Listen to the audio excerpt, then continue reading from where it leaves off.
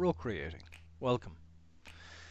Right, so I have my long bench, I have my poke bench. So next thing on that list was a nice little short bench. The idea behind this is I want to be able to wedge the poke in there.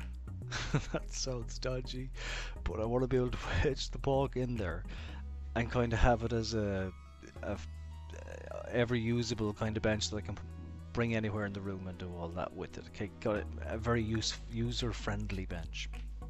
So what I wanted to do here was basically build a second side of it so that it would fit snugly in between the two.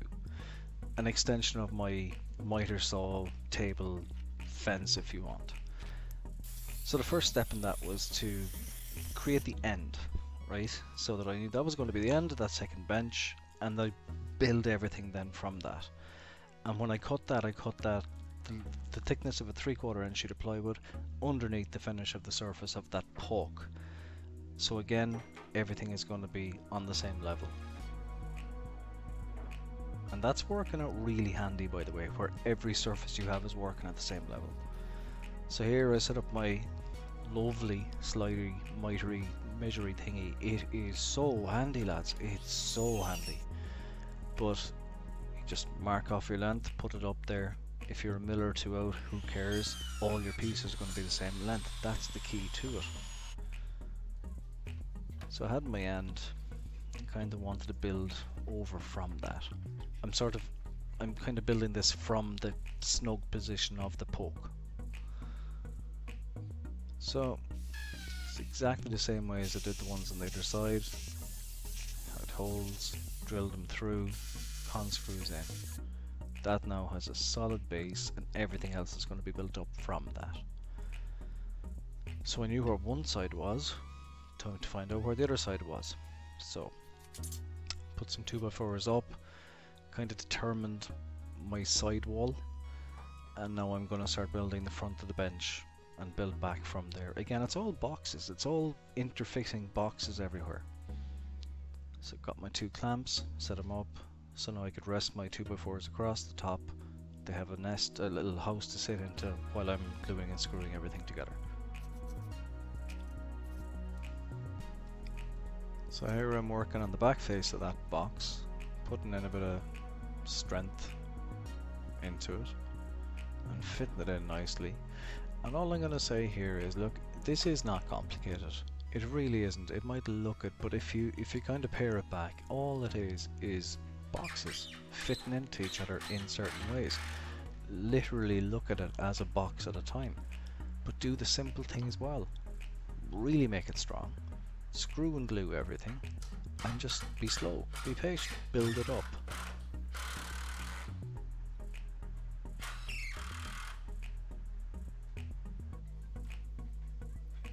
Now I wanted to kind of really lock that into the wall, so anywhere where I had a lat behind the plywood, I found a sort of a place there that I'd be able to screw and brace it in against the wall. Now what I'm working on here then, this is where it's going to get a little bit complicated.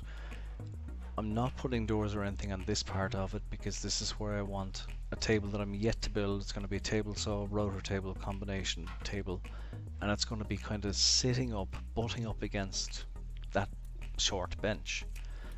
Also butting up against the poke bench. So it's giving me a huge big work surface. All of on wheels, everything is on wheels, everything. I can move anything anywhere anytime I want to. It gives me access, it gives me solutions, you know. So that's kind of what I'm doing there. Now just again, simple dimple. Sheet of plywood in the bottom, no glue, no screw. Screw on the side there, I wanted that to be good and strong because there's an awful lot of that strength in that OSB. Here now I'm just putting in what will be the sort of separators of my doors. And I found a really handy tool to have with you here is a little persuader. You can get persuaders in many forms. You can get metal ones, wooden ones, rubber ones. They're just great for getting things to do what you want them to do.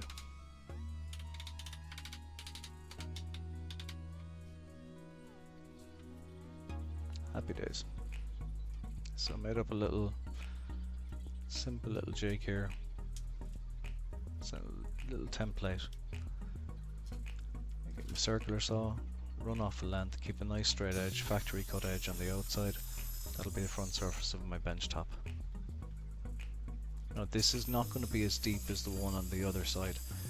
It's going to be quite a bit shallower because I want to have a lathe in there and I want to have a sanding machine. And they're the type of machines you want to stand in against. You don't want to be too far away from them reaching, you know, to use them. And on she goes. And the beauty of this is too is it's further extension of my fence for the miter saw. So a little bit of fine tweaking with that just to get the levels right, to make everything horizontal and right. And if you watch here, this is the first time that my pulk is moving. Lovely, nice, snug fit. So a little bit of work, just filing off bits and pieces, getting a saw form in there, just working down small little levels, and it doesn't take long to get it right.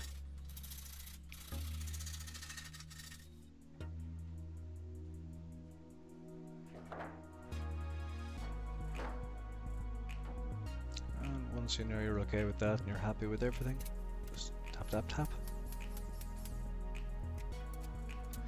Now, if I have any design philosophy, one of them would certainly be I love it when things wrap around corners, and I thought this was a beautiful place to just, this bench, as it's going to have a dark brown surface on it and everything else is going to be black around it, wrap it up and around and up to the ceiling, varnish that as well.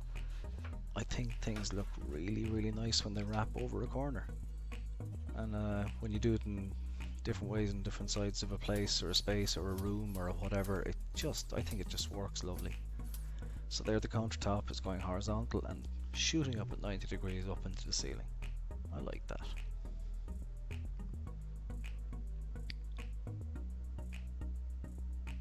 Big open shelves in the bottom. And over on the right hand side, eventually I'll be building some sort of a closet that will have all my bins, my dust bins, my brooms, and Dusty smell something. Now, same as before with the doors, snap hinges, really easy. Middle screw first, and snap hinges on both sides, and then just screw them up easy peasy. Again, when you do one, you learn it from it. It's always easier. The second one, the third one, they're always easier. As the more you do them, the easier they become. And there you go. Really easy, really simple. That big press on the left hand side, I can get boxes and slide them in behind, so it's not like it's a waste of space. And tall things, awkward things can fit in there no problem. And then eventually, as I said, a closet. I trimmed everything off with the same old simple edging and moulding that I had on the other side. And there you can see the part that the other table is going to eventually be built into.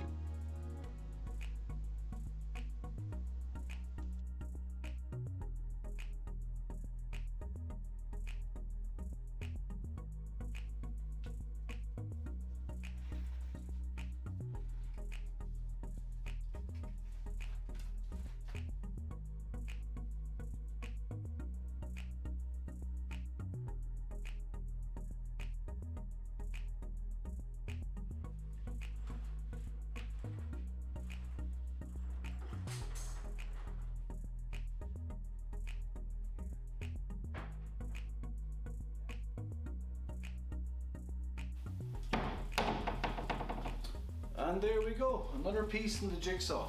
So that's that done. Big, awkward storage, easy access.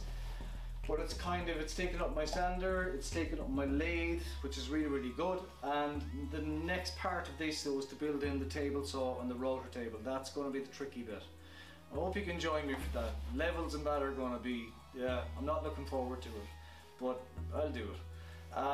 But that's going to be the next thing. I hope you can join me. Leave a like, leave a subscribe, it would be great. I'd love some feedback. If I'm doing something wrong, please tell me I'm doing something wrong. If you have a better way of doing something, I'm always willing to learn. Thank you very much. Bye from me, bye from Dusty. He's asleep over there. I think the novelty of these videos is kind of wearing off on him, God bless him. But anyway, listen, Thank you very much. See you again. Bye.